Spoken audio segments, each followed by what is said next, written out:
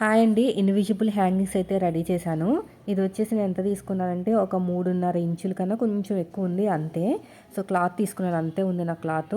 ఇక్కడ సీదా అనేది నా వైపు పెట్టేసుకున్నాను. ఇలాగా కార్నర్కి సీదా అనేది నా వైపు పెట్టేసుకుని ఇక్కడ కార్నర్ దగ్గర ఇలా ఫోల్డ్ చేసుకుని స్టిచ్ వేస్తానండి. స్టార్టింగ్లో రఫ్ ఇచ్చేసుకుని ఇక్కడ దాకా వచ్చి మళ్ళీ ఇటువైపు తిరిగి కొంచెం గ్యాప్ ఉంచి మొత్తం అంతా క్లోజ్ చేశాను. లైట్గా కొంచెం గ్యాప్ ఉంచాను అంతే. తర్వాత వచ్చేసి ఇదంతా కూడా ఉల్టా తిప్పేశానండి. ఇది ఉంది కదా, ఇదంతా ఉల్టా తిప్పేశాను. యాక్చువల్గా అయితే కింద ఉన్న దానికి ఈజీగానే వచ్చేసింది, కానీ పైన ఉన్న దానికి కొంచెం ఇబ్బంది పెట్టింది. అప్పుడు కింద నుంచి పైకి అనాలి, ఇలా కింద నుంచి ఇలా పైకంటే మనకి క్లాత్ అనేది వస్తుంది అనమాట. ఇలా వచ్చినప్పుడు ఇదంతా ఉల్టా తిప్పేసుకుని మొత్తం కూడా ఉల్టా తిప్పుకుంటూ వెళ్ళిపోకూడదు, కొంచెం ఉంచుకోవాలి మనకి.